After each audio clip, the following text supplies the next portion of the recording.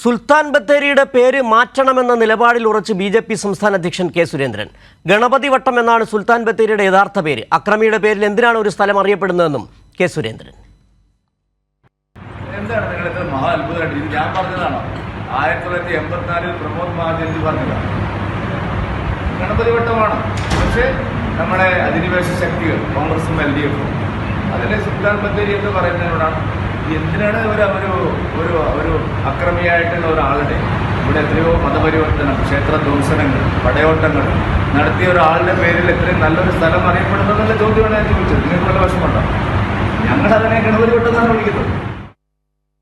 ഈ വാർത്തയുടെ കൂടുതൽ വിവരങ്ങളുമായി ഞങ്ങളുടെ പ്രതിനിധി മേഘമാധവൻ കോഴിക്കോട് നിന്ന് ചേരുന്നു. മേഘ, വിദ്വേഷ രാഷ്ട്രീയമല്ലാതെ ഒന്നും സുരേന്ദ്രനും ബി.ജെ.പിക്കും ഈ തെരഞ്ഞെടുപ്പിലും പറയാനില്ല. അതാണ് ഇപ്പോൾ സുൽത്താൻ ബത്തേരിയുടെ പേര് ഗണപതി വട്ടം എന്നാക്കണമെന്ന ആവശ്യവുമായി സുരേന്ദ്രൻ രംഗത്തെത്തിയിരിക്കുകയും ചെയ്യും. എന്താണ് സുരേന്ദ്രൻ ഇതുമായി ബന്ധപ്പെട്ട് കൂട്ടിച്ചേർത്തത്? സിജു, ഇതിനു മുൻപേയും ഇതേ ആവശ്യം കെ സുരേന്ദ്രൻ മുൻപോട്ട് വെച്ചിരുന്നു. എപ്പോഴും ഈ തെരഞ്ഞെടുപ്പ് പ്രചാരണ പരിപാടികൾ മറ്റൊന്നും പറയാൻ ഇല്ലാത്തപ്പോഴാണ് ഇത്തരത്തിൽ വിദ്വേഷ പരാമർശം നടത്തി കൃത്യമായി തന്നെ ആളുകളെ ഭിന്നിപ്പിക്കുക എന്ന ലക്ഷ്യം വെച്ചുകൊണ്ട് തന്നെയാണ് സുരേന്ദ്രന്റെ ഈ പരാമർശം എന്നതാണ് നോക്കിക്കാണേണ്ടത്. സുൽത്താൻ ബത്തേരിയുടെ പേര് മാറ്റേണ്ടത് അനിവാര്യം എന്നതാണ് സുരേന്ദ്രൻ പറഞ്ഞിരിക്കുന്നത്. ഒരുപാട് പേരെ കൊന്ന ഒരു അക്രമിയുടെ പേര് എന്തിനാണ് ഒരു സ്ഥലം അറിയപ്പെടുന്നത് എന്നും സുരേന്ദ്രൻ ചോദിക്കുന്നു. അതിനൊപ്പം അധിനിവേശത്തിന്റെ ഭാഗമായി വന്നതാണ് സുൽത്താൻ ബത്തേരി എന്നതാണ് സുരേന്ദ്രൻ പറയുന്നത്. ഏതായാലും ഗണപതി വട്ടം എന്ന പേരാണ് സുൽത്താൻ ബത്തേരിക്ക് ഏറ്റവും അനുയോജ്യം. ആ പേര് മാറ്റം വേണം എന്നതാണ് സുരേന്ദ്രൻ പറയുന്നത്. കൃത്യമായി തന്നെ ബി.ജെ.പി. കഴിഞ്ഞ കുറെ കാലങ്ങളായി എങ്ങനെയാണോ രാജ്യത്ത് വർഗീയ ധ്രുവീകരണം ഉണ്ടാക്കിയത്, അതേ ലക്ഷ്യം തന്നെ വെച്ചുകൊണ്ടാണ് സുരേന്ദ്രന്റെ ഈ പ്രസ്താവനകളെ ചേർത്ത് വായിക്കേണ്ടത് എന്നതാണ് ഏറ്റവും പ്രധാനപ്പെട്ട കാര്യം.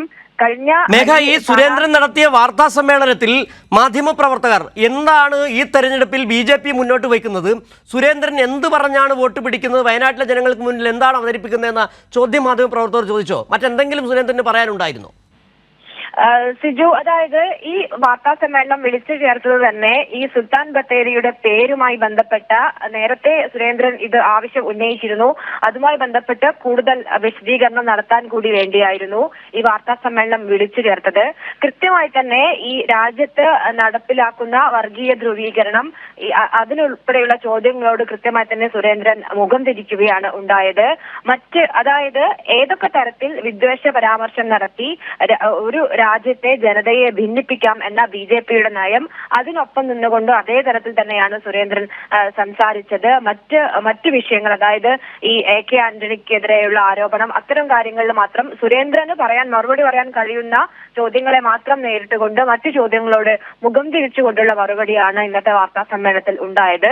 പക്ഷേ കൃത്യമായ ലക്ഷ്യം ഒരു വർഗീയ ചേരിതിരിവ് ഉണ്ടാക്കുന്ന തരത്തിലുള്ള ഒരു വിഷയം നിലവിൽ അത് പുറത്തുവിടുക, അതിനെ ചുറ്റിപ്പറ്റി ചർച്ച നടക്കുക, അങ്ങനെ രണ്ട് വിഭാഗങ്ങളെ ഭിന്നിപ്പിക്കുക എന്നൊരു ലക്ഷ്യം മാത്രമാണ് ഇന്നത്തെ പത്രസമ്മേളനത്തിന് ശേഷം നമുക്ക് കാണാൻ സാധിച്ചത്.